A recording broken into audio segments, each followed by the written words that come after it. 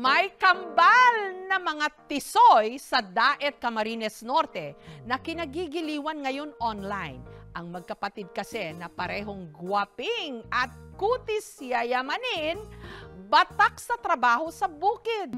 Kalimitang ang mga magsasakang babad sa bukid, sunog ang balat. Kaya agaw pansin sa sagingang ito sa Daet, Camarines Norte. Do you speak Tagalog? Ang dalawang magsasaka na hindi lang magkamukha, tisoy na tisoy pa. Sila ang kambal na sina Edwin at Edward. Nagulat po ako kasi tsura nila mukhang foreigner po talaga. Marunong talaga sila sa mga gawaing bundok. Pero kung akala ng iba na for the content lang ang pagtatrabaho nila sa bukid, nagkakamali sila. Dito sanay na po kami sa trabaho na ito. Dito sila mga kalingap sa bukid na ito. Pero paanong sa gitna ng sagingan, may mga subsob sa pagtatrabahong kambal tisoy.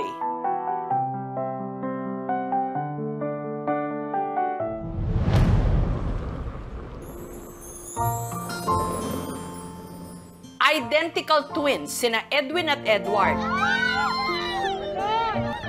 Copy-paste ang mukha mula kilay, mata at smile. Si Edward po, siya ay mas matangkad. Pagdating naman po kay Edwin, mas maliit, mas malaman. Gayunman, magkaiba raw sila ng ugali. Kung ako OA siya nansalan. Ako yung madaling magalit, lalo na pag yung gamit ko pinapakialaman.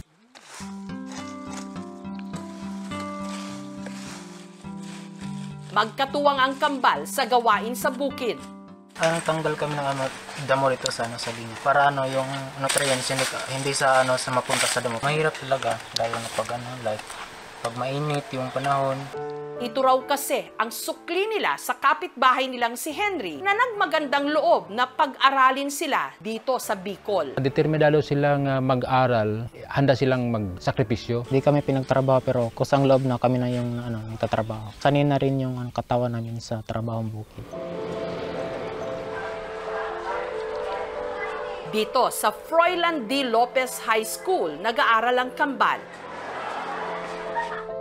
Bagamat 20 anyos na, parehong nasa grade 12 pa lang ang dalawa. Nahinto kasi sila ng pag-aaral. Napakabait po talaga nila at napakamatulungin. Sa classroom, kapag nagpalinis ako, sila yung naglilinis. Dahil sa kanilang looks, as expected, parehong campus crush. Ang pogi! Crush ko po yung isa. Pagka-insecure ko. Siyempre, nalamangan na naman ako. May mga babae nagbigay sa akin ng biskuit. Natutuwa ako kasi libre na merienda po.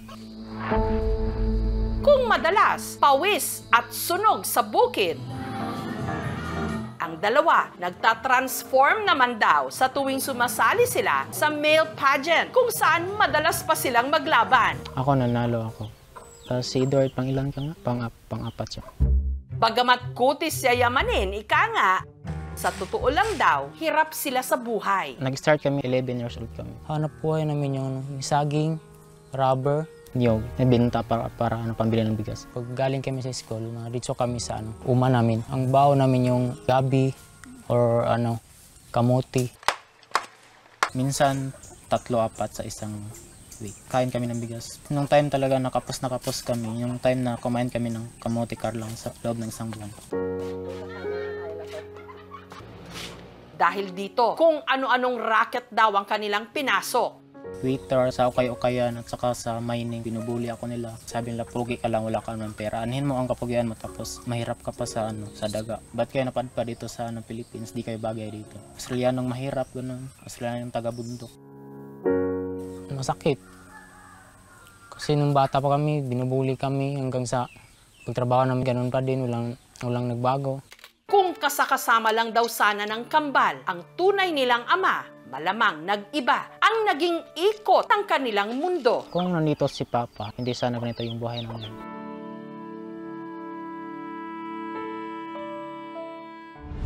Nasaan ba ang tatay ng kambal? Ang kasagutan nasa kanilang ina na nasa Laak, Davao de Oro. Si Maribel. Bago pa man daw nagkaroon ng bagong pamilya, una na raw umibig si Maribel sa ama ng kambal.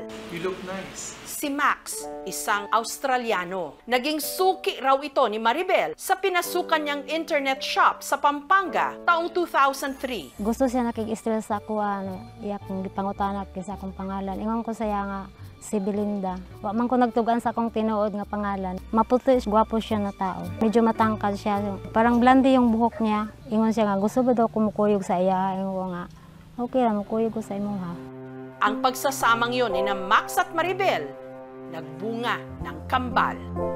Paggawa sa mga bata, puti jud kay sila kanang nataas kay ilong puti. Bulaw ang ilahang buhok. Ako na siyang giingnan nga, naasay kambal nga anak nga sa ako Pero, No, that's not mine. No. Sorry. No. dili gyud siya matuo. Mao tong hiubos ko sa iya. sa sama ng loob, si Maribel, Belinda, I want to talk to you. nagpa siyang umuwi ng Mindanao. Nakita niya ako, tinawag niya ako. Pero hindi ako tumingin sa kanya kasi nagagalit ako sa kanya. Habang humihilom daw ang sugatan niyang puso, nakilala niya ang sikyo na si Eduardo. Para patunayan ang wagas na pag-ibig ni Eduardo sa kanya, handa raw itong tumayong ama sa kanyang dinadala. Kaya nung iniluwal ang kambal, isinunod na ang pangalan ng mga ito kay Eduardo. Ako na po ang umako. Ang pangarap po nila, ako na po lahat. Nag-alaga po sa kanila. Ginawa ko po yung nararapat na tunay na tatay po sa kanila. Minahal ko na po sila na para pong tunay kong anak. Kinalaunan, sina Maribel at Eduardo nagkaroon pa ng 6 na anak. Napapansin ko na noon na iba ako sa mga kapatid ko. Yung kulay ng balat namin magkaiba. At saka sa mukha, ilong, at saka sa height din. Dahil dito, ang kambal naging tampulan ng tukso. Nasaan daw yung papa nila, gusto nilang makausap. Sabi ko naman sa kanya na mahirap magkausap sa daddy ninyo kasi malayo yung lugar nila. Wala akong tampo sa nanay. Pasalamat nga ako sa mama ko. Kasi nang dahil sa kanya, dito kami nung nalaman namin Australian research ako sa TikTok. Ayun, naglabasan mga kalahi namin. Pero hindi raw madali ang lahat. Si Maribel kasi hindi naalala ang apelyido ng ama ng kanyang kambal. Wala na magpila yung hinumduman nga. Pangalan niya Max. Gusto ko na talaga makita si Papa. Para buo na yung namin, pagkatao. At ako nang hinihiling sa Diyos na balang araw mag-meet kami, na magkasama kami para kompleto na kami. Sa pag-asang magkaroon ng lead sa pagkatao ng Australianong ama nina Edwin at Edward, nagpunta ang aming team sa Pampanga para magtanong-tanong. May computer shop po ba dito? Malapit sa Mr. JJ daw. JJ, Maribel Gilas or Belinda. May nakarelasyon po siyang foreigner, nagkaanak siya na kambal. Baka may nakita kayong lalaki na kamukha nitong mga kambal. Lalapos sa paking. Dumadaan po dito? Ang sabi ni mama sa amin, may sinulat siya sa papel. Nakalagay yung pangalan ni Papa, full name ni Papa at saka address. Nasaan na ang sinasabing papel? Ano pa kaya ang mga impormasyong isisiwalat ng kanilang ina? Gusto ko naman talagang magkita sila sa tatay niya. Susunod na! Do you speak Tagalog? Nakakaintindi ka Tagalog, bro? Apo. Ay, Tagalog naman pala. Tisoy na kambal sa Daet, Camarines Norte. Agaw pansin dahil sa kabila ng imported nilang looks, banat sa trabaho sa bukid. Binubuli ako nila. Australianong mahirap, Australianong taga-bundok. Ba't kayo napadpa dito sa Philippines? Di kayo bagay dito. Sabi nila, pogi ka lang, wala ka ng pera. Anhin mo ang kapugian mo tapos mahirap ka pa sa daga. Minsan, natatanong ko rin sarili ko. Kung nandito si Pap, hindi sana ganito yung buhay namin. Sa pag-asang magkaroon ng lead sa pagkatao ng Australiano nilang amang nagngangalan daw na Max, tinungo ng aming team ang computer shop sa Angeles, Pampanga, kung saan daw ito noon madalas tumambay.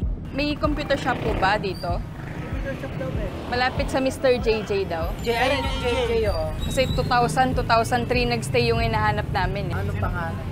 Belinda, tawag sa kanya. Nabuntis kasi siya ng isang foreigner, Australiano. Nagkaanak sila ng kambal. Nahanap namin yung foreigner na yun kasi dito raw sila nagkakilala. Dito matagal na pala to. 2003, nandito ka na? Baka po kilala nyo ito, Belinda.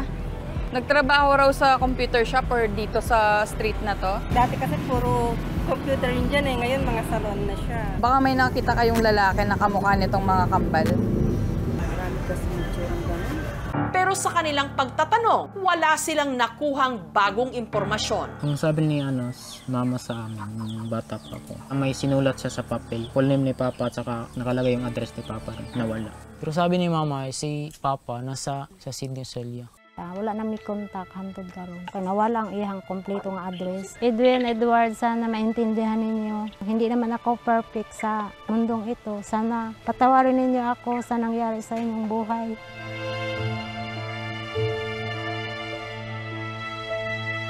Gusto ko naman talagang magkita sila sa tatay niya. Hindi ko naman talaga sinadya yung nangyari sa kanila eh. Bigo man sa ngayon, sina Edwin at Edward, umaasa silang hindi ito ang katapusan para mahanap at makilala nila ang tunay nila ama. Sorry pa ako, hindi ako marunong mag-English. Namimiss ko na po kita, tatay. Kahit iniwan mo kami ni Mama, wala po akong galit sa'yo kahit konti. Sa mga nakikilala sa tatay ko, sana matulungan niyo kami na mahanap ang tatay namin. Kung sino man yung kaibigan ni Mama dati, baka nakakilala niyo si Papa dati, sana matulungan niyo po kami na makita namin yung Papa namin.